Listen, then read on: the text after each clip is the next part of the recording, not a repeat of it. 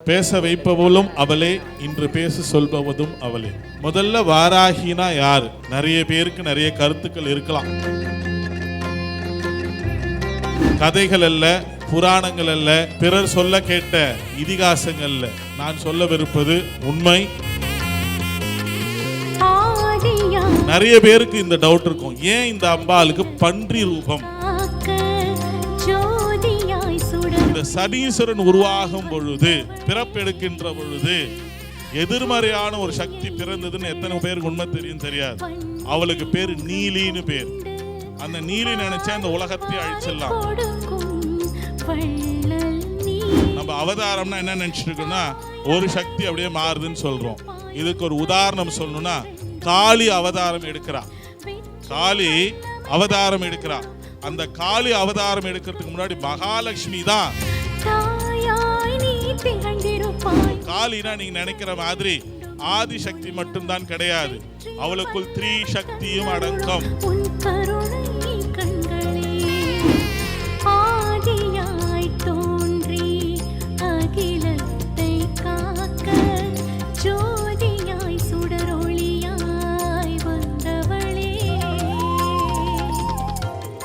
இது இந்த அரங்கத்தில் மட்டும் முடிகிற விழா கிடையாது. பல பேர் மனதில் விதைகளாகவும் அந்த விதைகளே நாளைக்கு விருட்சங்களாகவும் மாறப்போகிற ஒரு விஷயம். அன்னை வாராகி என திருமிகு இயக்குனர் அவர்கள் கூட ஒரு சில கேள்விகள் கேட்டார். அவருக்கும் இதில் நிறைய அர்த்தங்கள், உண்மைகள் புரியும். நிறைய பேசினவர்கள் தங்களுடைய அனுபவங்களை பகிர்ந்துக்கிட்டாங்க, மறுக்கலை. ஆனால் ஒரு சில விஷயங்கள் நாம் தவறுதலாக நம்மளுடைய மனசுக்குள்ளே பதிய விடும் பொழுது அடுத்து வரக்கூடிய சந்ததியினருக்கும் இதுதான் உண்மையோ என்று அவர்கள் தவறாக புரிந்து கொள்ளக்கூடிய வாய்ப்பையும் நாம் ஏற்படுத்திடக்கூடாது. ஏன்னா நம்ம பேசுவது ஒரு மனிதனை பற்றி அல்ல, அழித்து மீண்டும் எழுதுவதற்கு, நம்மையே ஆட்கொண்டு நம்மையே வழிநடத்தி நம்மை எல்லாமுமாக செய்து கொண்டிருக்கின்ற ஒரு தெய்வத்தை பற்றி நம்ம பேசிட்டு இருக்கிறோம். பேச வைப்பவளும் அவளே, இன்று பேச சொல்பவதும் அவளே. முதல்ல வாராகினா யார்? நிறைய பேருக்கு நிறைய கருத்துக்கள் இருக்கலாம், இல்லைன்னு சொல்ல வரல. கிட்டத்தட்ட இந்த அன்னையை 22 ஆண்டுகள் நாம் வணங்கி வருகின்றோம். என்னுடைய அனுபவத்தாலும் உலகம் முழுவதும் இருக்கக்கூடிய அத்துணை வாராகி சேத்திரத்தையும் சென்று ஆராய்ச்சி செய்து அவளுடைய முழுமையான உண்மையை அறிந்த ஒரு அனுபவத்தாலும் அன்னை வாராகி என்பவள் யார் என்ற ஒரு கருத்துக்களை நீங்கள் பதிய வச்சுட்டு போனீங்கன்னா, நிஜத்தில் அவள் எப்படி நம்மக்கிட்ட பேசுவா, என்ன சொல்லி கூப்பிட்டா வருவா, எத்தனை வரங்களை எல்லாம் நாம் அவளிடத்துலேருந்து பெற முடியும்னு தெரியும். கிட்டத்தட்ட சமூக வாழ்க்கைக்கு 9 ஆண்டுகள் ஆகுது. இந்த 9 ஆண்டுகளில் லட்சோப லட்சம் மக்கள் பலனடைஞ்சு போனவங்க எத்தனையோ பேர் இருக்கிறாங்க. அதில் நீங்களும் ஒருத்தராக இருக்கணுன்றது என்னுடைய ஆசை. வாராகி இந்த நாம் யார்? முதல்ல வாராகினா யார்? கதைகள் அல்ல, புராணங்கள் அல்ல, பிறர் சொல்ல கேட்ட இதிகாசங்கள் அல்ல. நான் சொல்லவிருப்பது உண்மை, அத்தனையும் உண்மை. நீங்கள் கேள்விப்படாத உண்மைகளாக கூட இருக்கலாம். இன்றைய கதை நாளைய வரலாறு, இன்றைய உண்மை நாளைக்கு உங்களுக்குள் அவளே கனவு ரூபமாகவோ நினைவில் உணர்த்த போகின்ற ஒரு உண்மை. நாமெல்லாம் பிரளயம் பிரளயம்னு சொல்லி கேள்விப்பட்டிருப்போம். ஏன் இதை நான் சொல்ல விரும்பின ஏற்கனவே மாறிப்பட்டு சொல்லிட்டேன். நிறைய பேர் நிறைய கருத்துக்களை சொல்லுவாங்க. நம்ம எதிர்கருத்து சொல்லும்போது நம்ம எதோ அவங்களுக்கு எதிர்மறையாக சொன்னதா தவறுதலாக நினச்சிக்க போகிறாங்க அப்படின்னு நான் சொல்லிட்டு தான் வந்தேன். இல்லை குருஜி, நீங்கள் கடைசியாக உண்மை கதைகளை சொல்லி முடியுங்கன்னு சொன்னார். அதனால தான் கடைசியாக சொல்கிறேன். பிரளயம் அப்படின்ற ஒரு விஷயத்தை நம்மலாம் கேள்விப்பட்டிருப்போம். இந்த பூமி பந்து தண்ணீரில் ஏதோ மூழ்கிட்டதாகவும், அந்த தண்ணீரில் மூழ்கின பூமி பந்தை மீட்டெடுத்து கொண்டு வந்து விட்டார். அதன் பிறகு தான் ஜீவராசிகள் உருவாச்சின்னு சொல்லுவோம். ஜோதிடர்கள் நிறைய பேர் வந்திருந்ததுனால நான் உங்களுக்கு தெரியும், யுக மாற்றங்கள், யுக தத்துவங்களை பற்றிலாம் நீங்கள் நிறைய படிச்சிருப்பீங்க. பிரளயம் என்பது வேறு ஒன்றும் அல்ல. அதாவது சயின்ஸ் நிறைய படித்தவங்க கொஞ்சம் நல்லா ஆராய்ச்சி பண்ணிங்கன்னா பிக் பேங் தியரின்னு சொல்லுவாங்க. பெருவெடிப்பு அப்படின்னு படிச்சிருப்போம். அந்த பெருவெடிப்பிலிருந்து வந்தது 6 துகள்கள். அந்த 6 கிரகங்களை குறிப்பது தான் முருகப்பெருமான். முருகன்னா வேறு யாரும் கிடையாது. 6 கிரகங்களுடைய சேர்க்கை தான் முருகப்பெருமான்.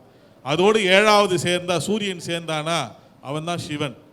அகத்திய பெருமான் ஒரு இடத்துல எதிர்ப்பார், சூரியனே சதாசிவம் சிவ சூரியனே அகார சூரியனே, சூரியனே இரவை வெல்வோனே, சூரியனே சிவ சூரியனே, நாதவன சாமுவே சதாசிவகரண மாதவனே பயிருக்கு ஒரு ஆதவனே சிவசூரியனே மாயவனுக்கு ஒரு சிவசூரியனேன்னு சொல்லிட்டு ஒரு பெரிய பாட்டு அது. அதில் சும்மா ஒரு 2 வரிகள் பாடுறேன்.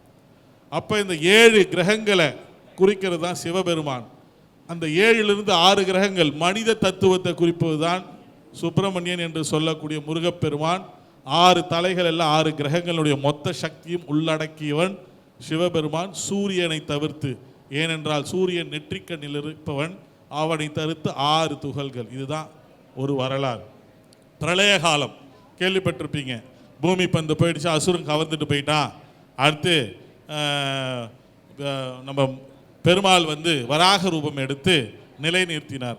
நிறைய பேருக்கு இந்த டவுட் இருக்கும், ஏன் இந்த அம்பாளுக்கு பன்றி ரூபம்? சிங்கரூபம் தரித்தவள் பிரத்யங்கரா தேவி.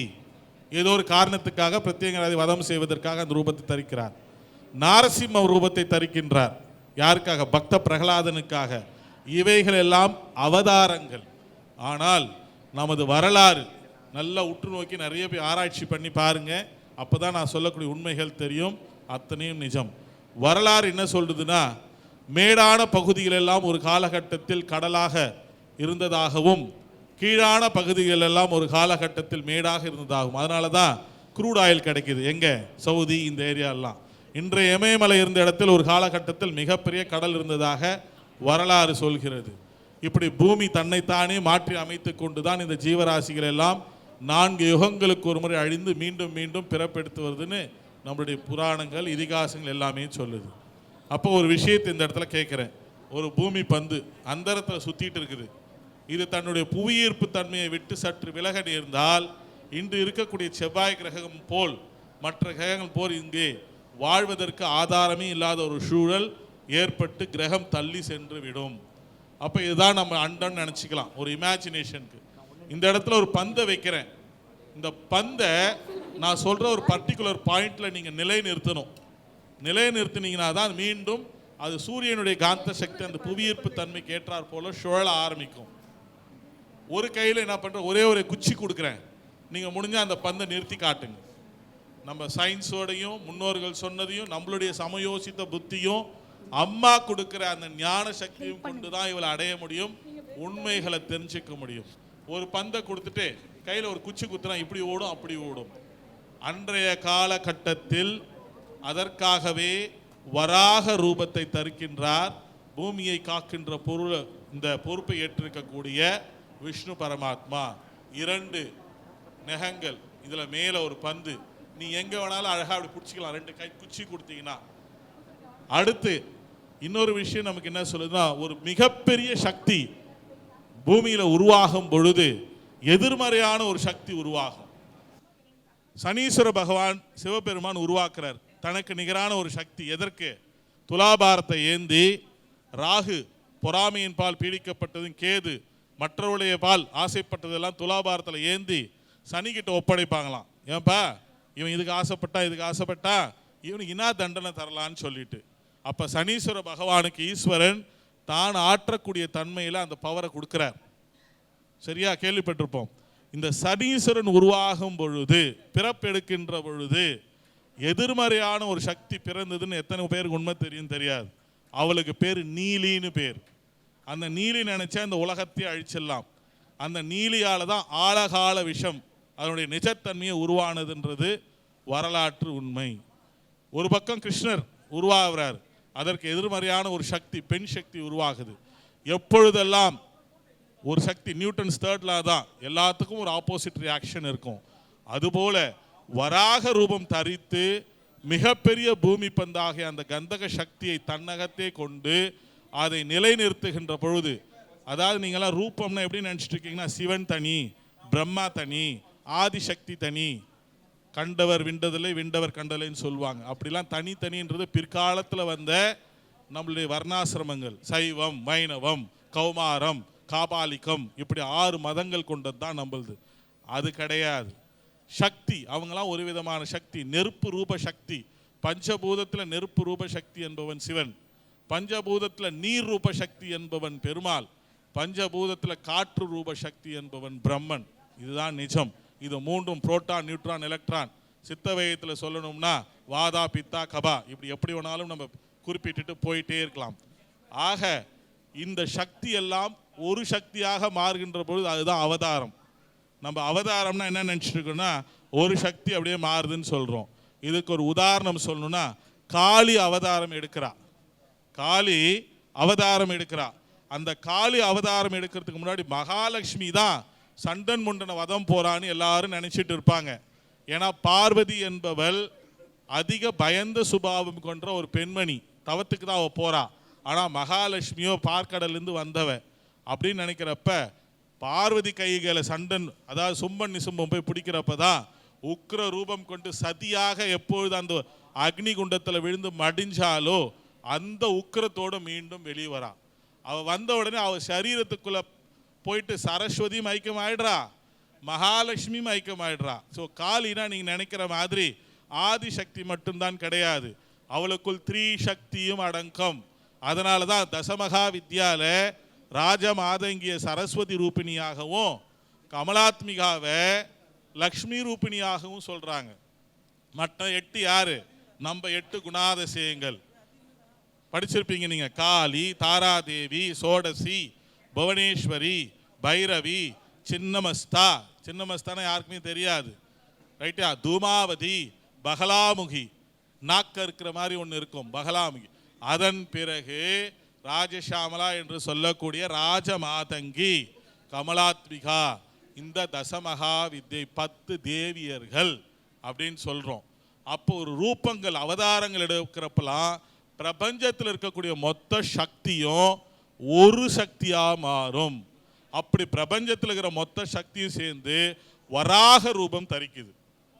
பூமி பந்த நிலைநிறுத்தின அடுத்த நிமிஷம் ஒரு இடத்துல ஒரு வச்சிங்கன்னா அந்த இடத்துல ஒரு ஹீட் உருவாகும், ஃப்ரிக்ஷன். அந்த ஹீட் உருவானதுடைய ஜோதி சொரூபம் தான் அம்மா வாராகி. இதுதான் நிஜம். யார் மனசுல எப்படி வேணாலும் ஏத்திக்கோங்க, அதை பத்தி கவலை இல்லை. அம்மா என்ன ஆட்கொண்டது நிஜம்னா என் நாவிலிருந்து அம்மா உதிக்கிற வார்த்தைகள் வரம்னா இதுதான் நிஜம். அப்ப அந்த ஜோதி சொரூபம் தான் அரூப லட்சுமியா உருவாகிறா. இவளுக்கு நீலா லட்சுமின்னு ஒரு பேர் உண்டு. மகாலட்சுமி தோன்றதுக்கு முன்னாடி இவ தோன்றினவ. இவ தான் ஆதி லட்சுமி, நீலா லட்சுமி. இந்த ஆதி லட்சுமி அரூப லட்சுமின்னு சொல்லக்கூடிய இடம் தான், அதை நிலைநிறுத்த சொல்லக்கூடிய வரலாறு தான் காஞ்சிபுரத்தில் இருக்கக்கூடிய அரூப சொரூப லட்சுமி. பிற்காலத்தில் அந்த முகத்தோடு இவ தோன்றிய காரணத்தினால அவளுக்கு அந்த முகத்தை தருகிறார்கள். ஆக வாராகி எத்தகைய ரூபத்தையும் தரிக்க வல்லவள். அந்த ரூபத்தை கொடுத்ததுக்கு காரணம் அந்த ரூபத்திலிருந்து வெளிவந்ததுனால, அந்த ரூப சக்தியை உள்ளடக்கி வச்சிருக்கிறதுனால அவளை இந்த பன்றி ரூபத்தில் வணங்குகிறோம். மகாலட்சுமியும் அவளே.